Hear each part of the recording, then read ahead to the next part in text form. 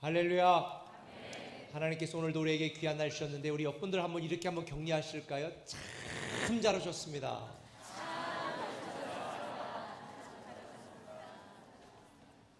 우리 믿음의 선포로 우리 자신과 우리 자녀와 또 우리 가족을 향해서 이렇게 한번 선포합시다. 새로운 미래가 시작되었습니다. 할렐루야. 하나님께서 오늘 우리에게 주시는 말씀은 예레미야 17장 1절부터 8절까지 이번 주에 우리가 생명의 삶 함께 묵상한 말씀 중에서 말씀을 나누도록 하겠습니다. 예레미야 17장 1절에서 8절까지 제가 먼저 읽습니다. 유다의 죄는 금강석 끝 철필로 기록되되 그들의 마음판과 그들의 제단뿔에 새겨졌거늘 그들의 자녀가 높은 언덕 위 푸른 나무 곁에 있는 그 제단들과 아세라들을 생각하도다. 들에 있는 나의 산아, 내 온 영토의 죄로 말미암아 내가 내 재산과 내 모든 보물과 산당들로 노략을 당하게 하리니 내가 내게 준 내 기업에서 내 손을 뗄 것이며 또 내가 너로 하여금 너의 알지 못하는 땅에서 내 원수를 섬기게 하리니 이는 너희가 내 노를 맹렬하게 하여 영원히 타는 불을 일으켰음이라. 여호와께서 이와 같이 말씀하시니라. 무릇 사람을 믿으며 육신으로 그의 힘을 삼고 마음이 여호와에게서 떠난 그 사람은 저주를 받을 것이라. 그는 사막의 떨기나무 같아서 좋은 일이 오는 것을 보지 못하고 광야 간조한 곳 건건한 땅 사람이 살지 않는 땅에 살리라. 그러나 무릇 여호와를 의지하며 여호와를 의뢰하는 그 사람은 복을 받을 것이라. 그는 물가에 심어진 나무가 그 뿌리를 강변에 뻗치고 더위가 올지라도 두려워하지 아니하며 그 잎이 청정하며 가무는 해에도 걱정이 없고 결실이 그치지 아니함 같으리라. 아멘. 저는 주는 걸 아무거나 다 잘 먹는데요, 그렇다고 특별하게 선호하는 음식은 없습니다. 그러다 보니까 식당에 가서 우리 교육자들이나 또 사람들과 함께 가서 뭐 음식을 시킬 때 뭐 드실래요? 그러면 저는 아무거나 그냥 그러는 경우가 거의 대부분이거든요. 근데 우리 글로리 채플에 우리 김 목사님이 성도들과 함께 신방 갔다가 식당을 갈 기회가 있었대요. 그래서 목사님 뭐 드시겠습니까? 그래서 아무거나요. 그랬더니 한 집사님이 여기서는 아무거나 시키면 안 됩니다. 아무거나라는 메뉴가 있어요. 라고 그러더래요. 제가 한번 보여드릴까요? 아무거나 메뉴. 아무거나라고 하는 메뉴가 있어요. 세종에 있는데, 그런데 제가 한번 또 알아봤어요. 혹시 이런 비슷한 식당이 있나 하고 알아봤더니 어떤 식당, 센스 있는 식당에는 진짜 아무거나라는 메뉴판이 또 있더라고요. 이거 보여주세요. 아무거나. 근데 아무거나라고 하는 메뉴가 제일 비싼 거 아세요? 아무거나. 그래서 여러분 식당 가서 아무거나 메뉴 주세요 이렇게 하면 아마 이 식당 가서는 줄 것 같은데요. 사실 우리가 인생을 살면서 수없이 많은 선택을 해야 되는 경우가 있잖아요. 그럴 때에 뭘 선택해야 될까 이렇게 망설여지고 그래서 선택을 안 하는 경우도 있습니다. 위험한 생각 습관 20이라고 하는 책에 보면 사람이 보통 하루에 크고 작은 한 150번 정도의 이 선택을 한다고 그래요. 누구든지 다 크고 작은 선택을 하며 살아요. 오늘 아침에 여러분들 주일날 오실 때도 아침을 어떻게 먹고 갈까 아마 선택을 했을 거고, 특별히 오늘은 날씨도 굉장히 좋은데 교회 갈 때 이쁜 옷을 입고 가야 되겠다. 그렇게 해서 옷을 하나 딱, 제 아내가 저한테 종종 그러거든요. 나 이뻐? 이 옷 괜찮아? 한두 번이지 매일 물으면 짜증나. 그냥 아무거나 입어. 이렇게 하면 안 되는 제가 그럴 때가 있어요, 종종. 그런데 만약에 이 옷 어때, 예뻐? 이랬을 때 당신은 원래 예뻐서 아무거나 입어도 다 어울려. 이렇게 해줘야 되거든요. 이게 듣고 싶은 답이거든요. 그렇게 하면 교회 와가지고 제가 설교를 아무리 죽을 써도 굉장히 은혜스럽습니다.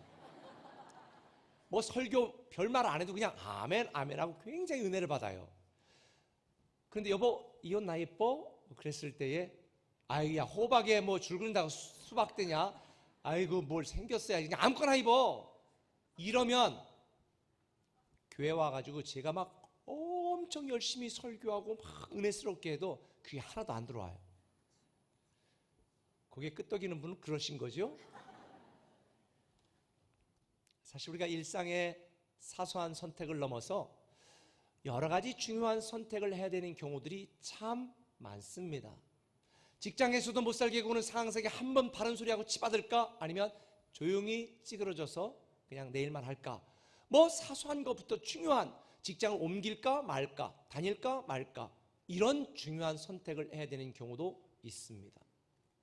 선택을 잘못하면요, 실패한 인생을 살게 되어지고, 선택을 잘하면 성공된 인생을 살게 되어집니다. 오늘 여러분의 인생의 성공과 실패는 사실 여러분들이 선택한 결과입니다.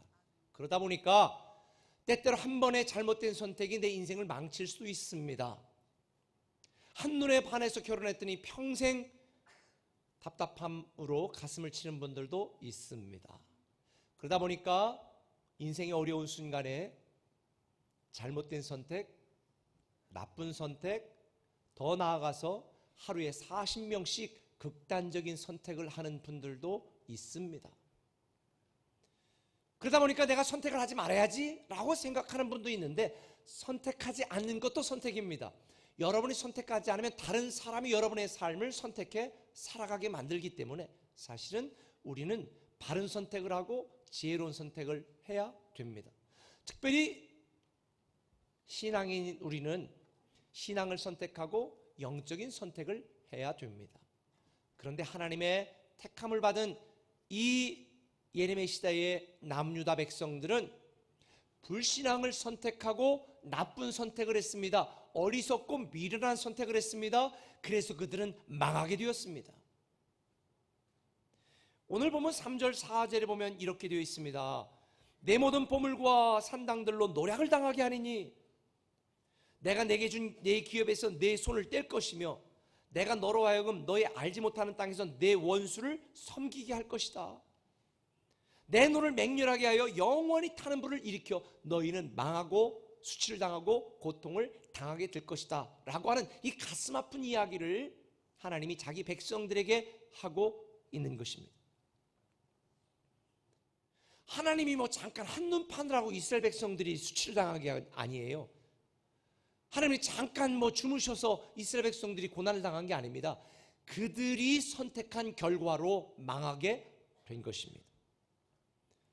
저는 우리 꿈의 교회 모든 성도들이 지혜롭고 착한 선택, 영적인 선택을 통해서 위대한 상속자의 축복과 특권을 계속해서 누리시기를 예수님의 이름으로 축원합니다. 사실 제가 요즘 이 예레미야 말씀을 계속 묵상하면서 설교하기가 너무 힘들어요. 왜냐하면 하나님의 분노와 진노를 가지고 계속 이스라엘 백성들에게 책망하고 안타까워하는 이 말씀이 너무 사실이 힘들어요. 근데 이 말씀을 통해서 제가 다시 한번 이번 주에 깨달은 은혜가 있습니다. 그 첫 번째는 이것입니다. 사는 편을 선택해야 되겠다는 것입니다. 한번 따라합시다. 사는 편을 선택하라. 사는 편을 선택하라. 우리가 인생을 살면서 사는 편을 선택해야 됩니다. 살아나는 편을 선택해야 됩니다. 다시 시작하는 편을 선택해야 됩니다. 그런데 이 이스라엘 남유다 백성들은 죽는 편을 선택했습니다.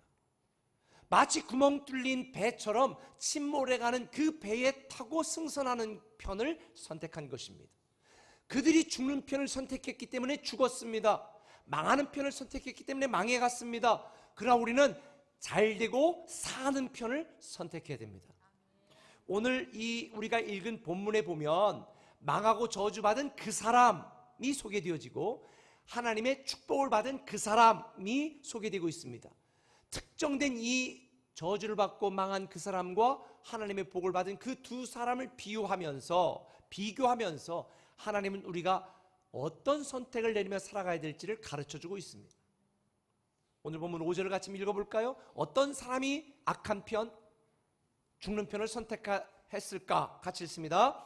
여호와께서 이와 같이 말씀하시니라. 무릇 사람을 믿으며 육신으로 그의 힘을 삼고 마음이 여호와께서 떠난 그 사람은 저주를 받을 것이라. 저주를 받고 망하고 수치와 고통을 당한 남유다 백성들, 죽는 편을 택한 그들이 대체 죽는 편을 택했다는 의미가 뭐냐?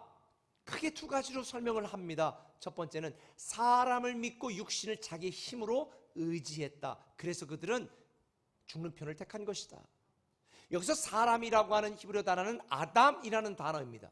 이 아담이라고 하는 단어는 본래가 먼지, 티끌이라는 뜻을 갖고 있습니다. 사람은 먼지와 티끌과 같은 존재다. 하나님의 생기가 그 안에 임하지 않으면 무가치하고 헛되고 무력한 존재다라는 것을 하나님은 알려주고 있어요. 그러니까 사람은 근본적으로 아담을 창조하였을 때에 생기를 불어넣어 생력, 하나님의 영을 소유한 존재가 아니면 전혀 무가치한 쓸데없는 헛된 존재라는 것을 알려주는 것입니다. 하나님을 떠나서는 아무것도 할 수 없는 존재라는 걸 알려주는 것입니다. 그런데 남유다 백성들은 사람을 믿었습니다. 다시 말하면 무가치하고 무력하고 헛된 우상들을 섬기며 사람을 믿는 죽는 편을 선택한 거지요. 더군다나 육신을 자기 힘으로 의지했다. 알다시피 성경은 뭐라고 말합니까? 모든 육체는 풀과 같다. 모든 육체는 풀처럼 시들어지고 말라질 수밖에 없는 허무한 인생인데 남유다 백성들은 사람을 믿고 육신을 자기 힘으로 삼았습니다. 얼마나 어리석고 얼마나 바보 같은 선택이었습니까? 그들은 죽는 편을 선택한 것입니다. 그래서 죽었습니다. 망한 편을 선택한 것입니다. 그래서 망한 것입니다. 저는 이런 어리석고 미련한 선택을 한 남유다 백성들을 통해 저와 여러분은 죽는 편을 선택하는 것이 아니라 항상 매일 언제든지 어떤 상황이든지 사는 편을 선택하시기를 예수님의 이름으로 축복합니다. 7년 동안 중국 대사로 일했던 이 김하중 장로님, 그분이 하나님의 대사라고 하는 그러한 책을 썼는데요, 그분이 7년 동안 주중대사를 하시면서 느꼈던 또 살았던 그 삶을 책으로 냈습니다. 제가 그 책의 일부 내용을 읽어드릴게요. 우리 교회는 이 청세 근무하는 분들 많기 때문에 정말 도움이 되리라 생각해서 제가 여러분에게 말씀을 드리겠습니다. 제가 주중대사로 있을 때 대사가 골프도 안 치고 술도 안 먹고 어떻게 외교 관계를 잘할 수 있나 라며 비방하는 사람들이 있었습니다. 그러나 나는 골프 치고 술 마실 시간에 나라와 민족을 위해 기도하는 구별된 관리가 되기로 결심했습니다. 어떤 경우에도 사람을 의지하지 않고 하나님이 허락하시는 대로만 살아가기로 했습니다. 누군가에게 인사청탁을 하거나 내 자리와 관련해서 도와달라고 말한 적이 단 한 번도 없습니다. 혹시라도 내 입에서 그런 말이 나오는 순간에 하나님이 내 손을 놓으실까 봐 두려웠기 때문입니다. 사람을 의지하는 자의 결국은 실망과 좌절입니다. 주님은 돈이나 명예가 아니라 그분만을 사랑하는 자에게 영원한 생명을 약속하십니다. 주님만 경외하고 의지하는 자에게 진정한 축복이 있습니다. 혹시 우리 청사에 근무하시는 분들 중에 같이 술도 마셔서 어울려야 되고 같이 골프 치며 교제도 해야 되고 그렇게 인간적인 관계를 맺어야 내가 잘 됩니다, 그런 생각하는 분이 있다면 이 책을 사서 꼭 읽으시고, 사람을 믿고 육신을 자기 힘으로 의지하는 것이 얼마나 어리석고 미련한 것인지, 그건 죽는 편을 선택하는 것이다, 이걸 꼭 기억하시길 바랍니다. 우리는 사는 편을 선택해야 됩니다. 그래서 시편 기자는 146편 3절, 시편 5절까지 이렇게 말합니다. 같이 읽습니다. 귀인들을 의지하지 말며 도울 힘이 없는 인생도 의지하지 말지니 그의 호흡이 끊어지면 흙으로 돌아가서 그날에 그의 생각이 소멸하리로다. 야곱의 하나님을 자기의 도움으로 삼으며 여호와 자기 하나님에게 자기의 소망을 두는 자가 복이 있도다. 하나님을 믿고 하나님에게 자기 소망을 두는 자가 사는 편을 선택하는 것입니다. 그런 자가 복이 있는 사람이 되는 것입니다. 그런 자가 사는 편을 선택하고 다시 살아나게 되는 줄 믿으시면 아멘. 근데 불행하게도 오늘 본문에 보면 남유다 백성들은 죽는 편을 선택했습니다. 왜 죽는 편을 선택한 저주받은 그 사람이 되었는지 하나님은 계속해서 설명하고 있습니다. 다시 한번 읽겠습니다. 5절을 시작. 여호와께서 이와 같이 말씀하시니라. 무릇 사람을 믿으며 육신으로 그의 힘을 삼고 마음이 여호와에게서 떠난 그 사람은 저주를 받을 것이라. 마음이 여호와에게서 떠난 그 사람은 저주를 받을 것이다. 남유다 백성들이 그토록 수치와 고통을 당하게 된 결정적인 이유는 그들의 마음이 하나님께 떠났기 때문입니다. 그들 마음이 하나님께 떠났기 때문에 하나님은 이렇게 하실 수밖에 없었습니다. 6절 계속 보면 이렇게 말합니다. 그는 사막의 떨기나무 같아서 좋은 일이 오는 것을 보지 못하고 광야 간조한 곳 건건한 땅 사람이 살지 못하는 땅에 살 수밖에 없다는 것입니다. 그들이 죽는 편을 선택한 결과였습니다. 저는 여러분들이 사는 편을 선택하시길 바랍니다. 혹 여러분들 중에 나는 주일 성수도 잘하고 새벽 예배도 빠지지 않고 내가 11조도 하고 그래도 나름대로 신앙생활 잘하고 있다고 생각하는 분들이 있다면 여러분 자신을 돌아봐야 됩니다. 사실은 새벽기도 열심히 빠지지 않고 나오는 분이 더 위험합니다. 신앙생활 내가 열심을 내고 있다고 생각하는 분이 더 위험합니다. 왜냐? 오늘 본문 예레미야 17장 9절 이하에 보면 하나님은 이렇게 말씀하십니다. 만물보다 거짓되고 심히 부패한 것은 마음이라 누가 능히 이를 알리오마는 나 여호와는 심장을 살피며 배부를 시험하고 각각 그의 행위와 그의 행실대로 보응할 것이다.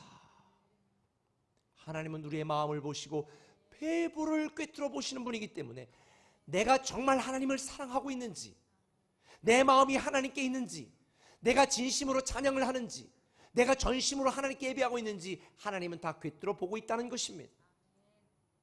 만약 여러분이 여러분의 행위로 여러분 스스로 나는 괜찮다라고 생각하고 있다면 이미 교만한 것입니다. 저는 여러분이 죽는 편을 택하는 자들이 아니라 사는 편을 택하는 지혜로운 자들이 되시기를 예수님의 이름으로 축원합니다. 복음은요, 살리는 소식이고 살아나게 하는 소식입니다. 복음을 들은 모든 사람이 다시 살아나게 되어 있습니다. 그래서 복음을 들은 우리들은 복음대로 살아야 됩니다. 말도 살리는 말을 해야 됩니다. 살아나게 하는 말을 해야 됩니다. 다른 사람을 무너뜨리는 말이 아니라 세워주는 말을 해야 되는 것입니다. 살리는 기도를 해야 됩니다. 살리는 헌신을 해야 됩니다. 다시 살아나고 다시 살게 하는 사람이 되어야 되는 것입니다. 복음을 듣고도 세상이 원하고 마귀가 원하는 그 사람이 되는 게 아니라 하나님이 원하는 그 사람, 교회 공동체를 세우고 하나님의 기쁨이 되고 하나님의 영광이 되는 그 사람이 되기를 우리는 간절히 원해야 되는 것입니다. 이게 사는 편을 선택하는 것입니다. 성경에 보면 하나님의 마음을 시원케 하는 얼음 냉수와 같은 사람에 대한 이야기를 합니다. 여러분의 마음이 하나님의 마음을 시원한 얼음 냉수처럼 시원하게 만드는 그런 마음을 갖고 있나요? 그런 사랑을 갖고 있나요? 마음이 하나님께 떠난 자는요, 망합니다. 죽는 편을 선택하는 것입니다. 저와 여러분이 우리가 인생을 살면서 사실 여러 가지 중요한 선택을 해야 될 일들이 참 많습니다. 그때 내가 하는 이 선택이 사는 편을 선택하는 것인가 죽는 편을 선택하는 것인가, 그걸 구분할 수 있는 질문이 세 가지가 있습니다.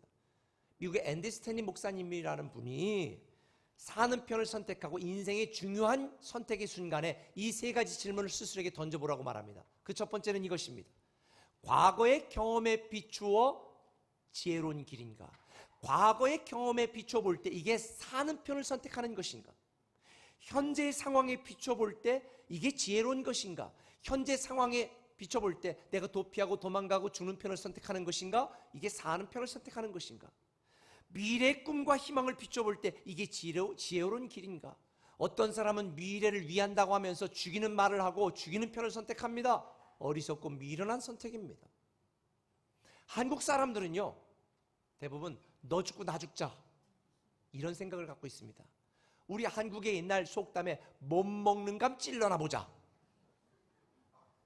여러분, 못 먹는 감 찔러보고 잘 되는 사람 끌어내리고 너 죽고 나 죽자 이런 생각을 갖고 있으면요, 죽는 편을 선택하는 것입니다. 다 죽습니다.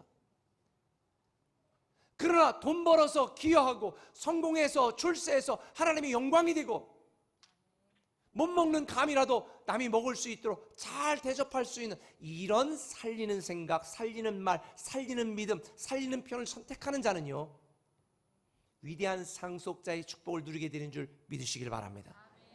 너도 살고 나도 살고 나도 성공하고 하나님께 영광이 되어지는 사는 편을 선택하는 지혜로운 성도가 되기를 예수님의 이름으로 축원합니다.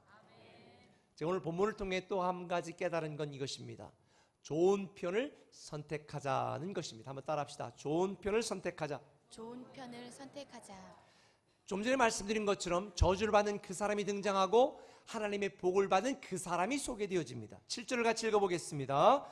그러나 무릇 여호와를 의지하며 여호와를 의뢰하는 그 사람은 복을 받을 것이라. 복을 받은 그 사람이 어떤 사람이냐? 여호와를 의지하고 여호와를 의뢰하는 사람이다라고 말합니다. 여러분, 복음은 좋은 소식입니다. 우리를 사랑하시고 우리를 위하시는 하나님이 우리를 위하여 독생자 예수를 그리스도를 보내주신 것을 믿는 것, 그래서 우리는 본래가 좋은 소식 때문에 구원을 받은 좋은 사람들입니다. 그래서 우리는 좋은 생각을 하고 좋은 편을 선택해야 되는 것입니다. 좋은 편을 선택한다는 말이 뭐냐? 여호와를 의지하고 여호와를 의뢰하는 것이다 라고 오늘 본문은 설명해 주고 있습니다. 여기서 의지한다는 말은 하나님을 믿고 확신한다라는 뜻입니다. 하나님이 우리를 사랑하시는 분, 우리를 위하시는 분이라고 하는 것을 믿고 확신하는 것입니다. 그렇게 믿으십니까? 근데 여기서 끝나면 안 돼요. 여호와께 의뢰해야 되는 것입니다. 의뢰한다는 것은 맡긴다는 것입니다. 믿었으니까 맡기는 행위를 의뢰한다고 말하는 것입니다. 여러분이 만약에 법적으로 무슨 문제가 있다 그러면 변호사에게 어떻게 해야 돼요? 의뢰해야 됩니다. 변호사에게 의뢰하고, 다시 말하면 믿고 맡기면 변호사가 이 의뢰인의 일을 대리인으로 다 처리하게 되는 것입니다. 세무적인 거 세무사에게 의뢰하면 세무사가 다 처리해 주는 것입니다. 다시 말해서 우리가 하나님을 믿고 확신하는 데 그치면 안 됩니다. 하나님을 믿었으면 하나님께 의뢰해야 됩니다. 다시 말하면 하나님께 맡겨야 되는 것입니다. 그 누구도 맡기지 않은 것을 책임지지 않습니다. 예를 들어서 변호사에게 다 맡긴 다음에 그 증거 쓰면 안 돼, 이렇게 하시면 안 돼, 이렇게 쓰세요. 제가 변호사 같으면 그럼 네가 해, 그리고 저는 그만둘 겁니다. 그런데 하나님도 마찬가지입니다. 우리가 하나님을 믿고 하나님께 의뢰한다면 내가 이해되지 않아도, 내 방법대로 되지 않아도, 내 스케줄대로 되지 않아도 하나님을 믿고 기다리는 것입니다. 내가 하나님을 의지하고 하나님을 의뢰하면 하나님이 나에게 합력하여 선을 이루게 만드시는 줄 믿으시면 아멘. 그래서 우리가 하나님께 믿고 맡길 때, 다시 말하면 하나님을 의지하고 하나님께 의뢰할 때에 여호와 이레 하나님을 경험하게 되는 것입니다. 알다시피 여호와 이레라고 하는 말은 무슨 뜻이죠? 하나님께서 우리를 위하여 준비하신다라는 뜻입니다. 그런데 이 준비하신다라는 말 뜻 외에 또 다른 의미가 있다는 거 아세요? 하나님께서 살펴보신다라는 뜻도 있어요. 예를 들어서 아브라함이 이삭을 낳았을 때 눈에 넣어도 아프지 않지요. 누가 건들기만 하면 그냥 막 어쩔 줄 모를 정도로 이삭을 굉장히 귀하게 여겼잖아요. 근데 하나님이 바치라는 거예요. 바치라는 게 죽여서 바치라는 거예요. 이게 하나님, 이건 이방인들이라는 건데 하나님 이런 행위 싫어한다고 그랬는데 어떻게 이삭을 바치라고요? 항변할 수도 있었습니다. 그래도 데리고 갔어요. 무조건 3일 길을 갔습니다. 3일 길 가는 동안에 얼마나 많은 고민이 생겼을까요? 근데 이 자식이 다 커가지고 17살 정도 됐었을 때잖아요. 그런데 이삭이, 아버지 여기 나무는 있는데 재물은 어디시오? 물은 거예요. 그러니까 아브라함이 마음이 얼마나 찢어졌을까. 저 같으면은 모리아산에 도착해서도 나무가 어디냐, 좀 더 있어야 된다, 돌은 어디냐, 미적미적 됐을 것 같아. 하나님이 알았다 그만해라 이렇게 할 때까지. 제가 볼 때는 저는 그랬을 것 같아. 그래서 야 너 돌도 좀 준비하고 이것도 좀 더 시쳐야 되지 않겠냐, 미적미적 됐을 것 같아. 그런데 아브라함은 절대 주저하지 않았습니다. 땔감을 갖다로 이리 와라, 손을 딱 먹고 딱 누웠습니다.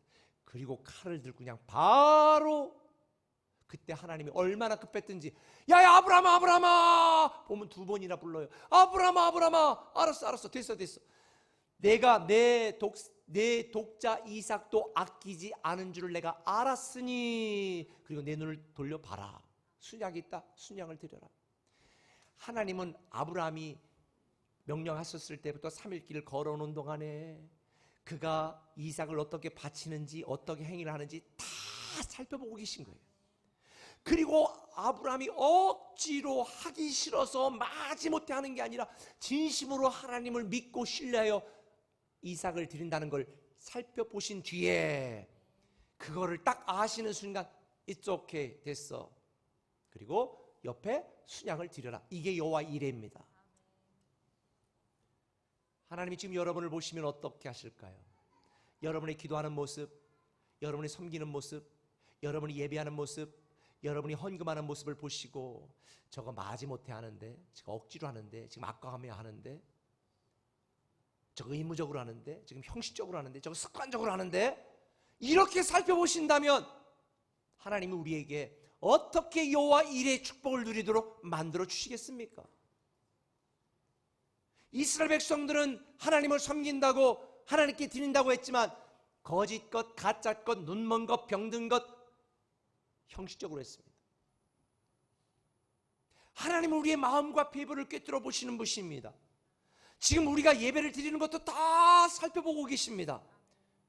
그리고 우리의 믿음이 정말 진짜 믿음이고 내가 정말 나를 의지하고 나에게 의뢰하였구나 라고 하나님이 딱 인정하는 순간 우리를 위하여 여호와 이레 준비하신 것들을 누리게 하시는 줄 믿으시면 아멘. 솔직히 우리가 신앙생활하면서 슬플 때, 괴로울 때, 답답할 때 참 많습니다. 그러나 어떤 상황이든지 어떤 순간이든지 하나님을 믿고 하나님께 맡기는 그런 여러분이 되시길 바랍니다. 이게 좋은 편을 선택하는 거예요. 세상에 우리를 위하여 좋은 소식, 독생자 예수 그리스도도 아끼지 않고 주신 나를 위하시고 나를 사랑하시는 하나님께 믿고 맡기는 것보다 더 좋은 편이 어디 있습니까? 최고의 선택이 하나님을 믿고 하나님께 맡기는 것입니다. 성경에 보면 마르다와 마리아 이야기가 나옵니다. 마르다는 주님을 위한 일로 굉장히 바빴습니다. 근데 마르다는 주님의 일을 했습니다. 그리고 향유를 그 발에 깨뜨려 부었습니다. 예수님이 뭐라고 말합니까? 마르다는 분주하고 바쁘기만 했지만 너는 내 장사를 예비하였다. 사람들이 말합니다. 저 정신 나간 여편네, 저 정신 나간 여자 봐, 저 어리석은 여자 봐, 저 귀한 걸 갖다 깨뜨리다니. 근데 마르다는 준비하는 일로 바빴지만 마리아는 사람들의 평판에 신경 쓰지 않았습니다. 주님이 기뻐하시고 주님께 영광이 되고 주님의 일, 이 일에 아낌없이 드린 것입니다. 이 마리아에게 주님은 누가복음 10장 42절에 이렇게 말합니다. 몇 가지만 하든지 혹은 한 가지만이라도 족하니라. 마리아는 이 좋은 편을 선택하였으니 빼앗기지 아니하리라. 이 좋은 편을 선택하였다. 솔직히 우리가 인생을 살면서 해야 될 일이 참 많고 감당해야 될 일들이 너무 많습니다. 직장에 다니는 분들 정말 불쌍할 정도로 애쓰고 계시죠. 제가 어제도 토요일 날 저녁 때에 우리 성님 한 분하고 저녁 식사를 어느 식당을 갔더니 교회 잘 안 나오신 어떤 분이 이렇게 식사를 오셨는데 청사에 근무하시는데 다 명찰이라고 직원들하고 왔더라고요. 아니 오늘도 일하세요. 지금도 일합니다. 그래서 제가 밥을 사면서 나가면서 제가 밥 샀는데요. 교회 한번 빠지지 말고 또 오세요. 제가 이렇거든요. 정말 얼마나 치열하게 합니까? 바쁘고 아버지 노릇해야지, 남편 노릇해야지, 자녀 노릇해야지, 신앙 인도해. 이게 보통 일이 많은 거 아니에요. 그런데 제가 오늘 여러분한테 한 가지 제안합니다. 좋은 편을 먼저 선택하세요. 하나님을 위하시고 하나님이 영광이 되고 하나님이 기뻐하고 하나님이 기대하시는 일들을 먼저 하세요. 그리고 나머지 내가 혹시 최선을 다하지만 못하는 일들이 생긴다면 하나님께 믿고 맡기시기 바랍니다. 그러면 먼저 그 나라와 그 의를 구하는 우리에게 하나님이 더하시리라. 할렐루야. 어차피 우리는 한정된 시간과 한정된 체력을 가지고 살기 때문에 모든 걸 다 할 수 없다면 중요한 걸 중요하게 먼저 하시길 바랍니다. 좋은 편을 선택하시길 바랍니다. 영혼에 대한 편을 선택하시길 바랍니다. 여러분의 영혼에 대한 걸 먼저 선택하시길 바랍니다. 그러면 여호와 이레 하나님의 놀라운 축복이 여러분에게 임하게 될 줄 믿습니다. 내가 인정받는 게 아니라 하나님이 영광이 되는 편을 택하면 복을 받는 바로 그 사람이 저와 여러분이 될 것입니다. 오스왈드 챔버스가 쓴 주님은 나의 최고봉이라는 책에 이런 질문이 있습니다. 당신의 인생에 무덤이 있습니까? 이 말은 무덤처럼 힘들고 어려운 그런 시간과 순간들이 있었느냐는 것입니다. 여러분에게 무덤이 있습니까? 있죠. 얼마나 힘들어요. 얼마나 벗어나도 벗어날 수 없는 상황들이 많이 있는 분들이 있습니까? 저도 그런 시절이 많았어요. 공주에 미국에 살다 공주에 처음 와가지고 기생충에 나오는 그런 반지하는 아니지만 거의 반지하 지하실 한 10만 평에 살면서 몇 년 동안을 살면서 나중에 이사 나올 때 이불 침대 다 썩어가지고 하나도 건질 수가 없는 그런 곳에 살았거든요. 그때 내가 이렇게 이거 살고 이렇게 하려고 내가 한국에 와서 목회하나 생각이 들 때, 그런데 지나고 보니까 그 내 인생의 바닥이라고 생각했던 순간들이 축복의 통로와 기회가 되고 재료가 된 줄 믿으시길 바랍니다. 지금 한국에 저와 나이가 똑같은데 우리 이찬수 목사님, 제가 전사 때 우리 공주의 학생처 집회도 제가 초청해서 같이 했던 분인데 지금 너무 신실하게 잘 목회 크게 잘하고 계시잖아요. 근데 그분도 가난한 목사들로 자라다가 소명을 받고 이제 미국에 살았었는데 한국에 와서 신학을 하고 목사가 돼야 되겠다라고 와서 처음에는 그분이 쓴 책에 보니까 처음에는 교회 계단 밑에서 노숙을 했대. 돈도 없고 잘 데가 없어서. 그러다가 반지하에 겨우 이 지붕 덮을 수 있는 반지하에서 사는데 지붕 있는 집에 사는 게 그렇게 자기는 행복했는데 미국에 살던 누나가 와가지고 그 동생을 이찬수 목사를 보고 너무 불쌍해서 눈물을 흘릴 때 그때 자기가 이렇게 누나에게 얘기했대요. 지금 내 인생의 밑바닥을 경험하고 있다면 그것은 남은 생에 돈 주고도 살 수 없는 축복의 통로가 될 것입니다. 근데 정말 그렇게 된 거 아세요? 때론 우리 인생에 많은 어렵고 힘든 무덤 같은 시간들이 있습니다. 그러나 그것은 축복의 재료, 기적의 재료가 되고 축복의 통로가 될 줄 믿습니다. 간증의 재료가 될 거라고 저는 확신합니다. 그래서 시편 32편 10절을 우리말 성경으로 보면 이렇게 되어 있습니다. 같이 읽겠습니다. 악인들에게는 슬픔이 많겠지만 여호와를 신뢰하는 사람은 그를 감쌀 것입니다. 우리도 때로 믿음이 흔들리고 신앙도 흔들리고 사랑도 흔들리고 가정도 흔들릴 때가 있죠. 저도 많았습니다. 그런데 저는 이렇게 생각합니다. 제가 제일 좋아하는 시 중에 하나거든요. 흔들리지 않고 피는 꽃이 어디 있으랴. 그래요, 우리 인생은 흔들려요. 근데 저도 살면서 소명도 흔들리고 사랑도 흔들리고 내가 목사의 이 존재도 흔들리고 수없이 흔들리는 시간들이 있었기 때문에 저는 중심을 잡을 수 있었어요. 하나님을 붙들을 수 있었습니다. 근데 저만 그렇게 생각하는 줄 알았더니 유영만 씨가 쓴 나무는 나무라지 않는다라는 책에 보니까 그런 표현이 있더라고요. 중심은 흔들리면서 잡힌다. 흔들려 보지 않은 사람은 삶의 중심이 무엇인지 알 수 없다. 중심은 흔들리면서 서서히 잡히는 내 삶의 핵심이다. 저도 수없이 흔들리는 시간들이 있었기 때문에 오늘날 교회와 비전과 하나님을 생각하는 중심 잡힌 목사가 될 수 있었던 것 같아요. 만약에 내게 흔들릴 시간이 하나도 없었더라면 저는 아주 가관인, 보기에 가관인 목사가 됐을 거라고 저는 생각을 해요. 근데 수없이 무덤을 경험하고 수없이 흔들리는 시간이 있었고 수없이 갈등하고 수없이 때려치고 싶은 시간들이 있었기 때문에 중심을 잡을 수 있었고 오늘까지 목사의 삶을 살아가게 된 거예요. 그래서 저는 때때로 나를 힘들게 하고 나를 지치게 하고 나를 상처받게 하는 거에 대해서 그 당시는 힘들지만 저는 사실 하나님께 감사합니다. 왜? 그래야 제가 더 흔들리지 않고 중심을 잡을 수 있기 때문에. 여러분들 인생 가운데 흔들리는 순간이 많이 있을 것입니다. 그러나 이거 아세요? 하나님이 우리를 흔드는 것은 흔들어 들어가는 만큼 더 채워주시려는 하나님의 계획입니다. 오늘도 여러분의 인생의 가정이 여러분의 믿음도 신앙이 흔들린다면 하나님이 여러분이 중심을 잡아 좋은 편을 선택하고 사는 편을 선택해서 위대한 상속자의 축복을 누리도록 만들기 위함이다. 할렐루야. 저는 제 인생의 마지막 여호수아처럼 이렇게 고백하기를 기도하고 있습니다. 여호수아가 그의 마지막 이스라엘 백성들에게 고백한 내용입니다. 만일 여호와를 섬기는 것이 너에게 좋지 않게 보이거든 너희 조상들이 강 저쪽에서 섬기던 신들이든지 또는 너희가 거주하는 땅에 있는 아모리 족속의 신들이든지 너희가 섬길 자를 오늘 택하라. 오직 나와 내 집은 여호와를 섬기겠노라. 오직 나와 내 집은 여호와만 섬기겠노라. 이 고백이 여러분의 고백이 되길 바랍니다. 세상도 흔들립니다. 우리 인생도 흔들립니다.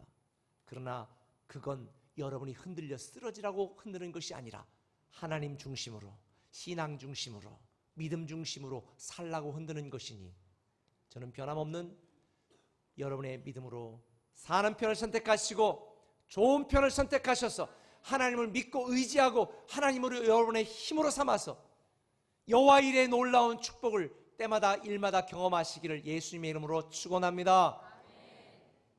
기도하겠습니다.